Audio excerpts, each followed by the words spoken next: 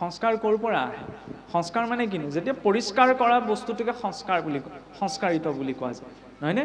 সেইবাবে আমাৰ গৰ্ভ সংস্কাৰৰ পৰা, কাৰণ আমি সেইটো সংস্কৃতিৰ লোক যিটো সংস্কৃতিয়ে মৰাহঁতকো সংস্কাৰ কৰি পঠিয়াই, হয়নে নহয়? নহ'লেতো আপোনাৰ ধৰি লওক কুকুৰ মেকুৰীয়ে খা বুলি পেলাই দিলেহেঁতেন, পেলাই নিদিয়ে নহয়। কিয় নিদিয়ে? তাৰো অন্ত্যেষ্টিক্ৰিয়া, জন্মৰ পৰা গৰ্ভ সংস্কাৰ, অন্ত্যেষ্টিক্ৰিয়ালৈকে সংস্কাৰ আছে।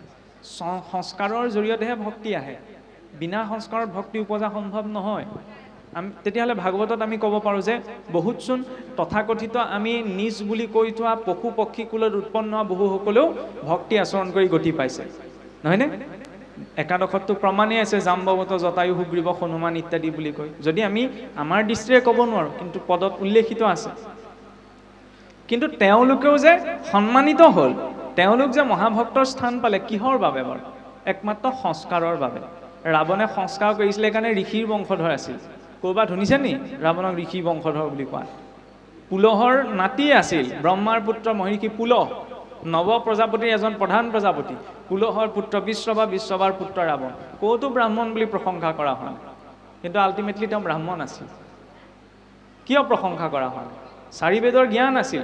হনুমন্তৰ সৈতে কথোপকথন হওঁতেতো হনুমন্তই কৈছিলে যে তুমি যাক ইষ্ট বুলি উপাসনা কৰিছা, ৰাৱণৰ ইষ্ট মহাদেৱ আছিল।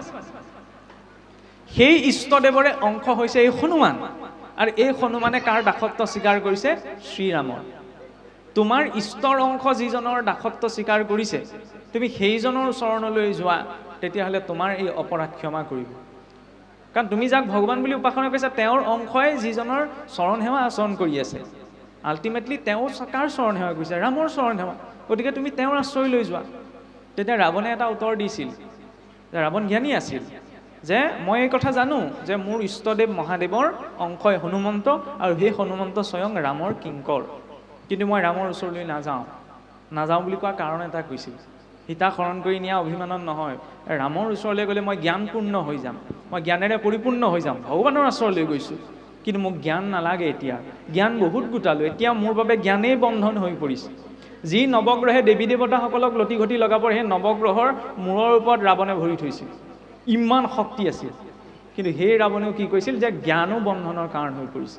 সেইবাবেই কৈছে কেৱল জ্ঞান অৰ্জন কৰাটো আমাৰ কথা নহয়, সেই জ্ঞানো কেতিয়াবা বন্ধনৰ কাৰণ হৈ পৰিব পাৰে। আৰু জ্ঞান যেতিয়া বন্ধনৰ কাৰণ হৈ পৰে, তেতিয়া সহজে সমৰ্পণটো নোপজে। ব্যাসদেৱে নাৰদদেৱক ক'ব পাৰিলেহেঁতেন যে আপুনি যে মোৰ ভুল ধৰিবলৈ আহিছে, মই 4 বেদ 14 শাস্ত্ৰ 18 পুৰাণ কৰিলোঁ, আপুনি কেইখন কৰিছে কওক? আপুনি যে মই গোটেই জীৱন কৰা সোপা ভুল ধৰিবলৈ আহিছে, ইয়াত একো নাই বুলি আপুনি কিমান লিখিছে কওক? মানুহ হোৱাহেঁতেন ক'লোহেঁতেন নাই কোৱা? ক'লোহেঁতেন নে বাৰু?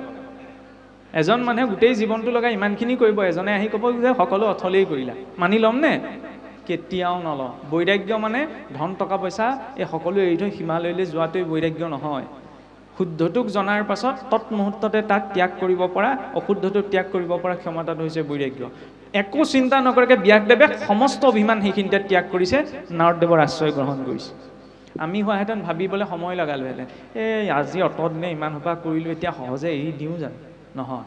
বৈৰাগ্য সেইটোহে যে আজি 5 বছৰে মই ভুল কথা এটাকে মনত লৈ আছোঁ, 5 বছৰৰ পাছত গম পালোঁ যে এইটোচোন মই ভুলেই আচৰণ কৰি আছোঁ, তৎমুহূৰ্ততে তাক ত্যাগ। কিন্তু আমি নকৰোঁ। কেলৈ নকৰোঁ? 10জনক মই তেনেকেই ক'লোঁ, তেনেকৈ আজি ইমান দিনে চলিলোঁ, আৰু চলি যাওক দিয়া। সেইটো হৈছে বিকৰ্ম। ধৰ্মটোক জনাৰ পাছতো যেতিয়া ব্যক্তিজনে ধৰ্মটো আচৰণ নকৰে, তেতিয়াহ'লে বিকৰ্ম পাতেগৈ পায়। মানে বেয়া কাম কৰিলেতো বেয়া ফল পাবই, শুদ্ধটোক জনাৰ পাছতো অশুদ্ধ কৰিলে তাতো সেই ফলটো ভুগিব লাগিব। ঈশ্বৰৰ ছফ্টৱেৰটো কিমান কমপ্লেক্স দেখিছে? সমাজতহে নাজানি ভুল কৰিলে ক্ষমা আছে, ঈশ্বৰৰ ক্ষেত্ৰত ক্ষমা নাই। কৰুণাময় বুলি আমি কৈছোঁ ঠিকেই, কালৰ মূৰ্তিটো তেওঁৱেই, ক্ষমা কাকো নকৰে ন। ক্ষমা কৰাহেঁতেন জয় বিজয়কো ক্ষমা কৰিলেহেঁতেন। অকণমান ধেমালিহে কৰিছিলে, হ'ব থোৱা আৰু, ভুল বুজাবুজি হ'ল আৰু। 3টা জনমৰ বাবে সহায় দিলে। যদুবীৰসকলকো ক্ষমা কৰিব পাৰিলেহেঁতেন, নাই কৰা নহয়। কি দেখুৱাইছে? আল্টিমেটলি কৰ্মফল। ভগৱানৰ পিছ এৰিলেও কৰ্মই কেতিয়াও কাৰো পিছ নেৰে, আৰু সেই কৰ্ম কায় মনোবাক্যে 3টা স্তৰত আচৰিত। কৰ্মফলৰ পৰাতো স্বয়ং পিতামহ ভীষ্মও হাত সৰা নাই, নহয়নে? সেইবাবেইতো সৰসজ্জা। যদিও 12জন বৈষ্ণৱৰ ভিতৰত এজন প্ৰধান বৈষ্ণৱ, ইমান শ্ৰেষ্ঠ ভক্ত, সৰসজ্জাৰ জৰিয়তে কি দেখুৱালেন? যে কৰ্মফল। পূৰ্বতে সেই সাপটো কাঁইটীয়া গছলৈ দলিয়াই দিয়াৰ বাবেইতো তেওঁ সেই সৰহজ্যাত পৰিব লগা হৈছিল, নহয়নে? সেয়া হৈছে ভীষ্মৰ মুখ্য উৎসৱ। নহ'লে মৃত্যুটোক মুখ্য উৎসৱ বুলি ক'লে খেদা মাৰি নাহিব। কোনোবা এজন মৰিছে, আমি যদি উৎসৱ বুলি ক'বলৈ যাওঁ, খেদিবনে নেখেদিব? কিন্তু ভাগৱততচোন বিপৰীতকৈ দেখুৱাইছে, ভীষ্ম মৰিছেহে, তাক মুখ্য উৎসৱ বুলি কিয় কৰিছে? কাৰণ ভাগৱতৰ যাত্ৰাটো মৃত্যুমুখী যাত্ৰা, অন্য প্ৰাপ্তি যাত্ৰা নহয়। পৰীক্ষিতৰ মৃত্যুক লাভ কৰিবলৈহে গৈছে, হয়নে নহয়? আপুনি মই মৃত্যুক লাভ কৰিবলৈকে গৈ আছোঁ। মৃত্যু সেইদিনা নাহে যিদিনা পাল্চ বন্ধ হৈ যাব, সেইদিনা শৰীৰটো নিষ্ক্ৰিয়হে হয়। মৃত্যু আহে যিদিনা জীৱ মাতৃগৰ্ভত প্ৰৱেশ কৰে, সেইদিনাৰ পৰা মৃত্যু। এতিয়াও আপুনি মই মৰি মৰি গৈ আছোঁ, জীৱনৰ প্ৰতিটো ছেকেণ্ড কমি কমি গৈ আছে। এইটো নিত্য প্ৰলয়। গতিকে যেতিয়া আমি ধনী হৈছোঁ, দুখীয়া হৈছোঁ, ভাল হৈছোঁ, বেয়া হৈছোঁ, শুদ্ধ হৈছোঁ, অশুদ্ধ হৈছোঁ, এইবিলাক চব নিজৰ কৰ্ম সংস্কাৰ।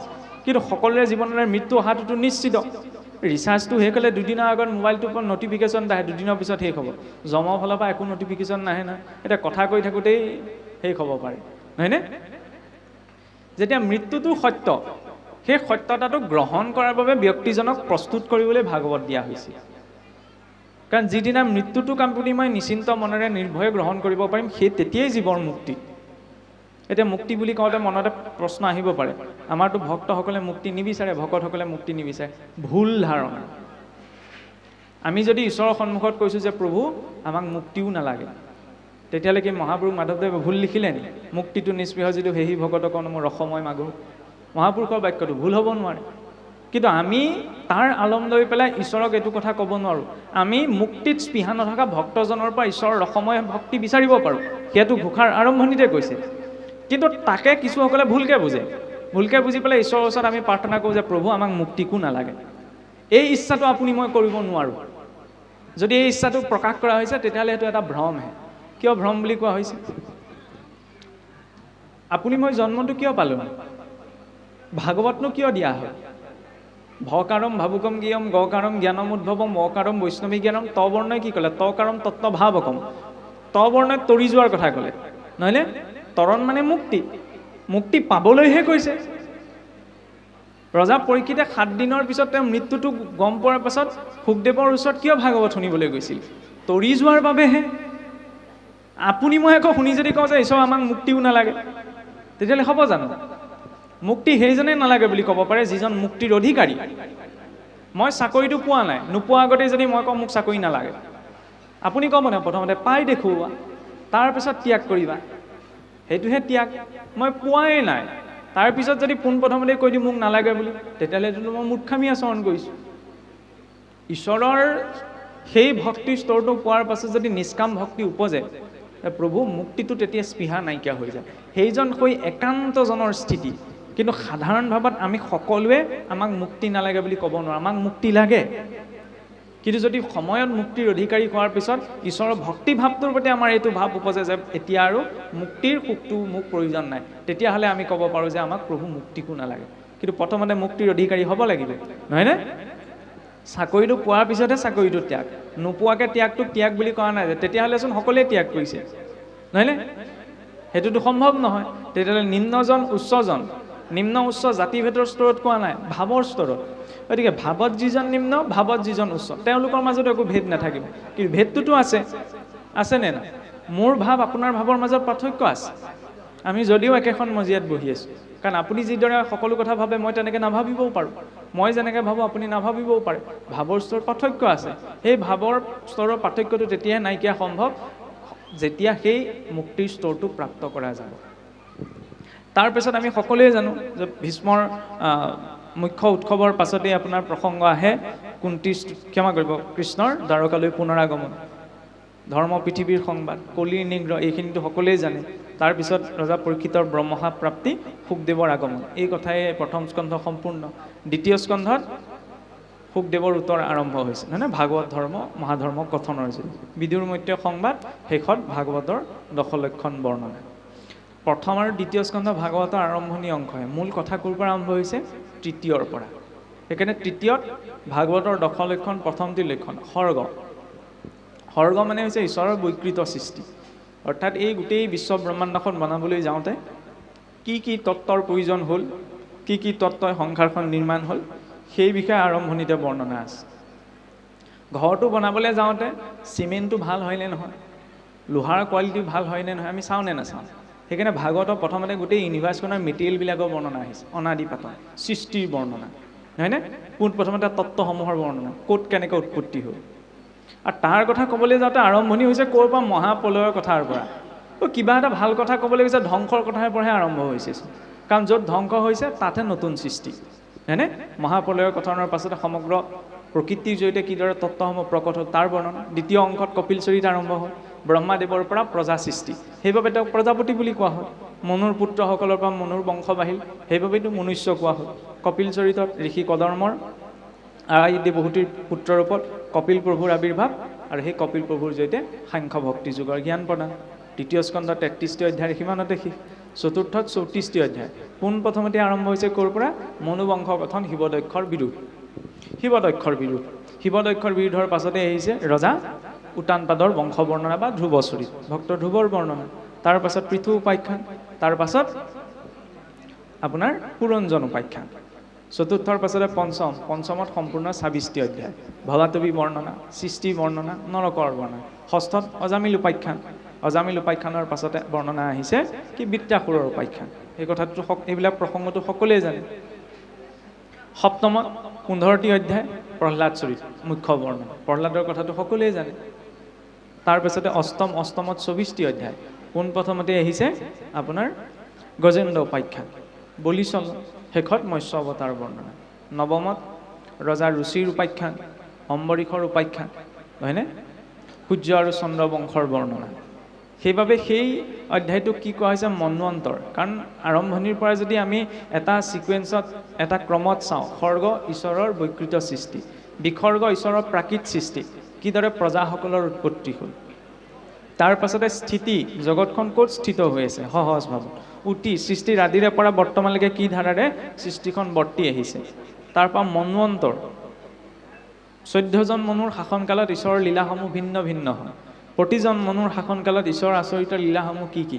কিছুসকলে কয় ন, যেনেকৈ গা গজেন্দ্ৰৰ উপাখ্যান বোলে সহস্ৰ বছৰ গা গজেন্দ্ৰৰ মাজত যুঁজ চলিছিল। কিছুসকলে কয় 1000 বছৰনো হাতীটোৱে ঘঁৰিয়ালটোৱে যুঁজ লগা সম্ভৱ হয়নে? এইটো চাবলৈ গ'লে নহয়। কিন্তু গা গজেন্দ্ৰৰ উপাখ্যান এইটো মন্বন্তৰ ঘটনা, চাক্ষুক মন্বন্তৰ ঘটনা। আৰু আপুনি মই আছোঁ এতিয়া বৈৱস্বত মন্বন্তৰত, হয়নে?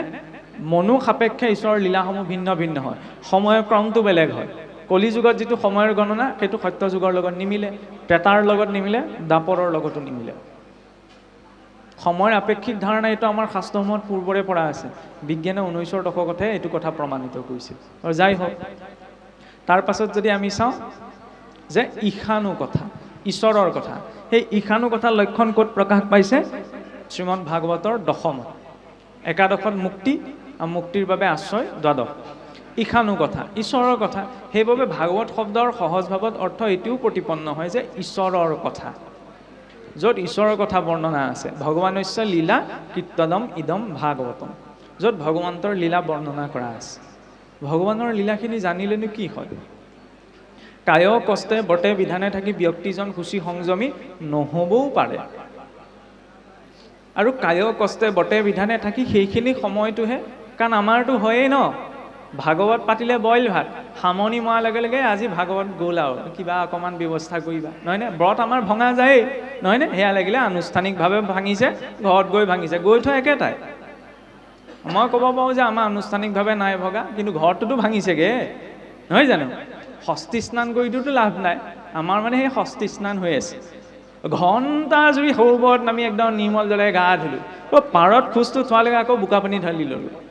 মানে আমাৰ যে অসমীয়াত উপমা এটা দিয়ে, হাৰিছে মাছ বোলে বিলতহে আছে, কলৈ যাব? আমাৰ গতিটোও তেনেকুৱা। সংসাৰত তৰি যাওঁ বুলি সংসাৰৰ পৰা জঁপিয়াব বিচাৰিছোঁ, নহয়নে? জঁপিয়াইছোঁ, আকৌ সংসাৰতেই পৰিছোঁ। গতিকে কিছুমান বস্তু স্পষ্ট হ'ব লাগিব। কিন্তু এই প্ৰসংগখিনি যদি কোনোবাই সম্প্ৰদায়গতভাৱে লৈ লয়, কোনোবাই যদি ধৰ্মগতভাৱে লৈ লয়, কোনোবাই যদি জাতিগতভাৱে লৈ লয়, তেতিয়াহ'লে লাভ নাই। ইয়াত সেইবিলাকৰ কথা আলোচনা কৰা হোৱাই নাই, নহয়নে? জাতি, কুলাচাৰ, ধৰ্ম, জ্ঞান এইবিলাকৰ ভিত্তিত ইয়াত একো কথা আলোচনা হোৱাই নাই। এই মাৰ্গটোলৈ জড়িত হ'লে সেইখিনি অকণমান এৰা ধৰা নহয়, ত্যাগ হ'বই লাগিব। কি সেইবোৰ খাই পেলাই খাই বৈ ভকতি কৰিব নোৱাৰি নি?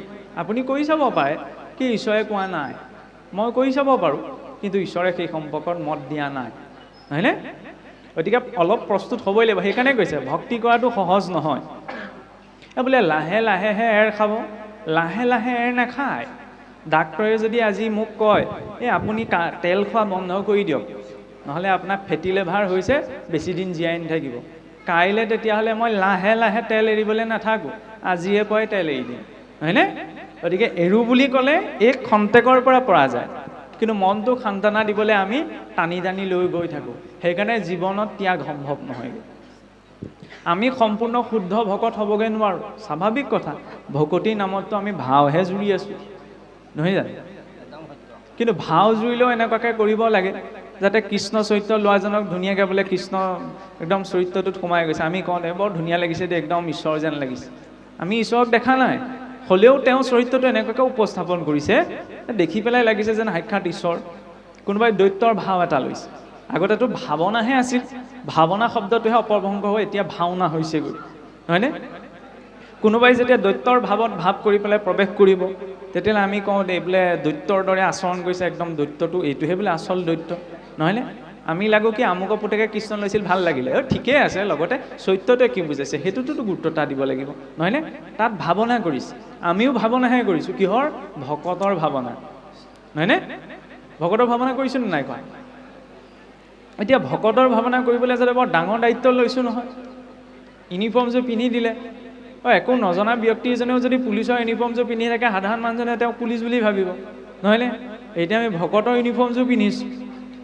এতিয়া ইউনিফৰ্মত থাকি যদি ল'ৰা ছোৱালীয়ে ধৰি লওক নকৰিবলগীয়া কাম এটা কৰে, তেতিয়াহ'লেতো স্কুলৰ পৰা বহিষ্কাৰ কৰিবই, মাক দেউতাকৰ মাৰো খাব, নহয় জানো?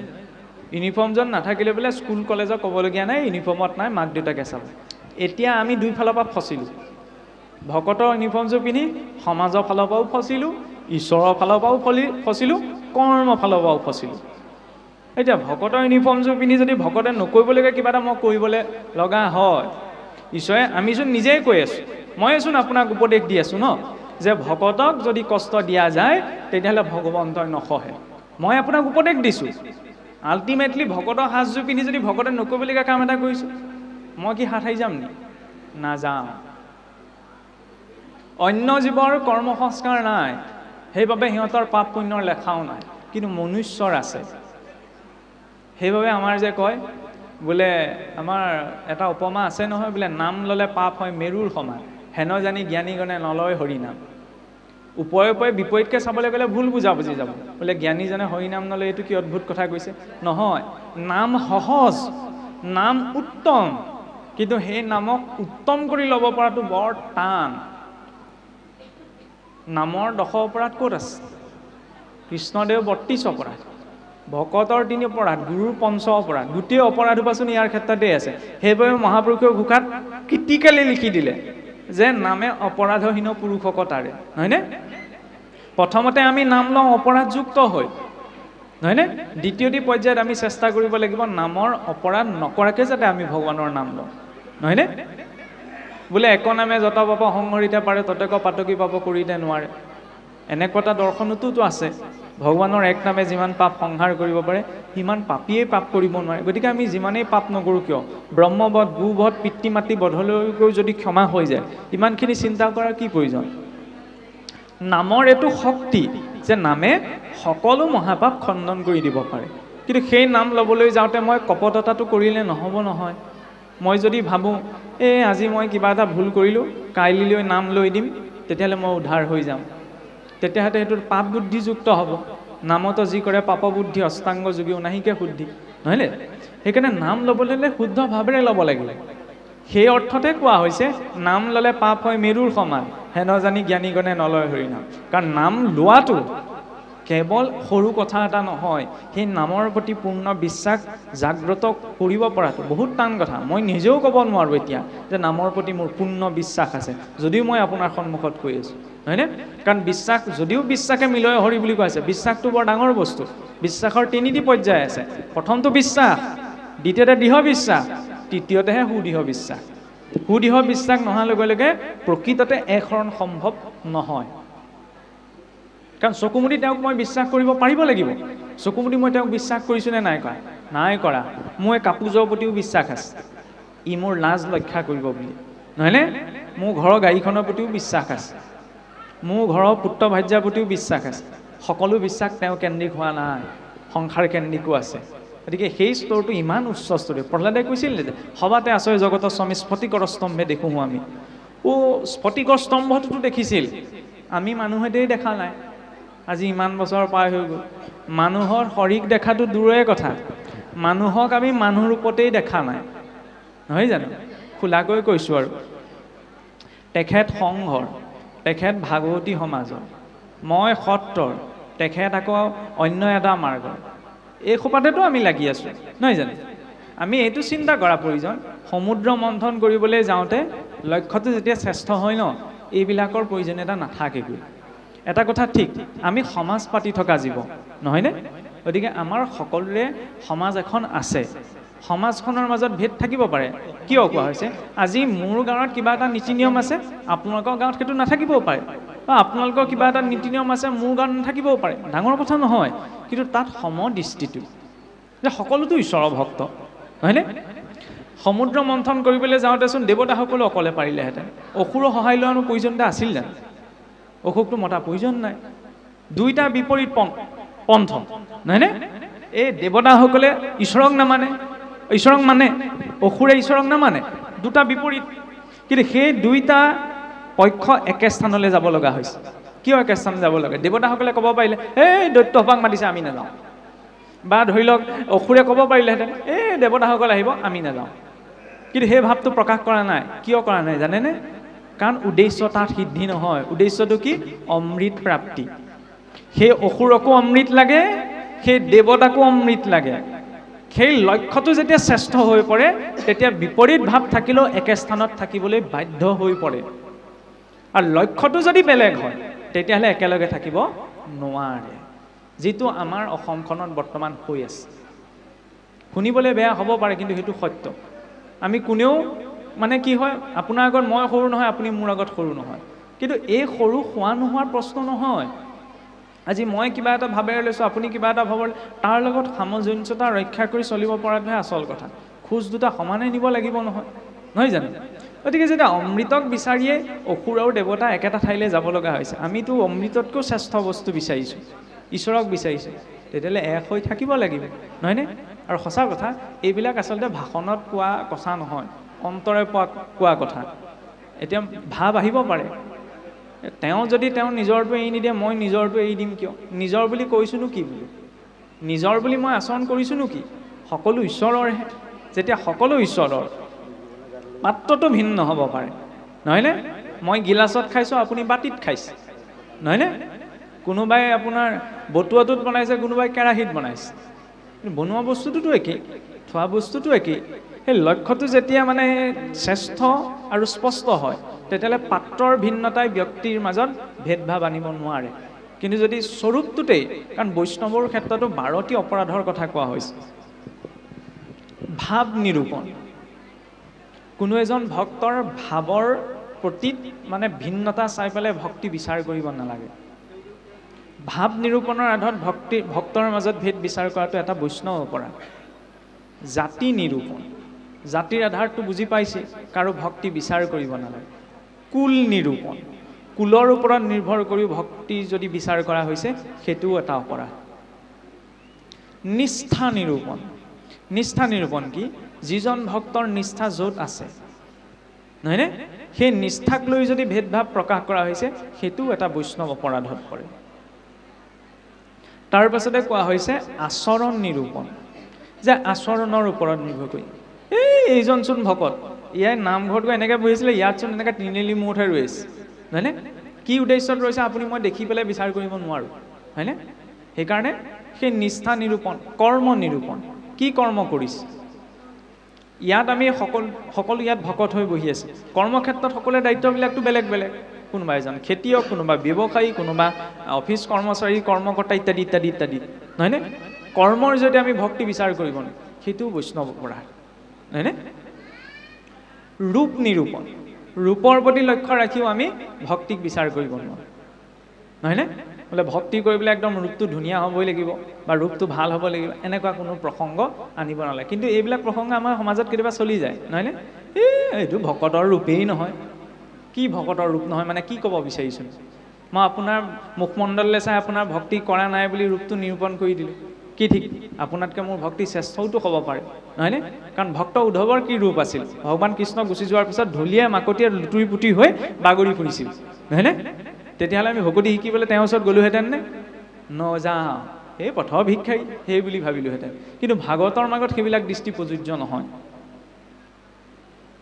যদি উত্তম বস্তু আছে, পাত্ৰটো লেতেৰা হ'লেও তাক গ্ৰহণ কৰিব লাগে। যেনেদৰে কোৱা হয় ন, যদি ভগা পাত্ৰ এটাতো যদি গংগা জল থোৱা হৈছে, তেতিয়াহ'লে সেই গংগা জল থোৱাৰ বাবে সেই পাত্ৰটো পবিত্ৰ হৈ যায়। ঠিক তেনেদৰে অন্তৰত যদি শুদ্ধ ভাৱ আছে, তেতিয়া বাহ্যিক স্বৰূপ ৰূপটো যেনেকুৱাই নহওক তেওঁ পবিত্ৰ। এনেদৰে 12টি বৈষ্ণৱ অপৰাধৰ কোৱা হৈছে, মানে কাৰো জাতি, কুল, ৰূপ, বৰ্ণ, কৰ্ম, নিষ্ঠা, ভাৱ এইবিলাকত নিৰ্ভৰ কৰি পেলাই আমি কাৰো ভক্তি বিচাৰ কৰিব নোৱাৰোঁ। সেইকাৰণে ইয়াত ক'তো উপমা দিয়া নাই যে আমুকে এনেকৈ ভক্তি কৰিল চোৱা, তামুকে এনেকৈ ভক্তি কৰিল চোৱা। সেই ভক্তসকলক প্ৰমাণ ৰূপতহে উপস্থাপন কৰা হৈছে, হয়নে?